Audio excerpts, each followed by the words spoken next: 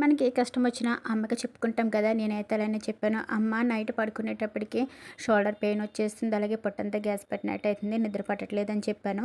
నువ్వు లేట్‌గా తింటున్నావమ్మా. త్వరగా 6:30 లోపు 6:30కి తినేస్తే నీకు పడుకునేటప్పటికి అన్నం అరిగిపోతది కాబట్టి నీకు నిద్ర పడతది. గ్యాస్ పట్టదు అని చెప్పింది. ఆ తర్వాత నీకేమైనా ఆకలేస్తే కొన్నన్ని వేడి వేడి పాలు తాగు. అవి కూడా పొట్ట నిండా తాగకు. కొంచెం ఎలితిగా తాగు అని చెప్పింది. ఇంకా షోల్డర్ పెయిన్ వస్తుందంటే నువ్వు షోల్డర్ పెయిన్ వచ్చినప్పుడు నువ్వైతే తలదిండి వేసుకోకుండా పడుకో అమ్మ అని చెప్పింది. నైట్ అయితే అట్లానే పడుకున్నాను.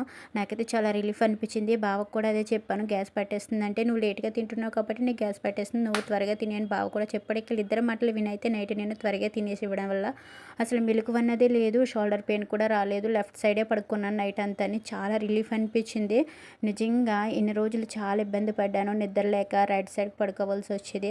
ఇప్పుడైతే లెఫ్ట్ సైడ్ హ్యాపీగా అసలు మెలకువ లేకుండానే చాలా అంటే చాలా ప్రశాంతంగా పడుకున్నాను నైటు. అమ్మ మాట వినాలి మంచిది.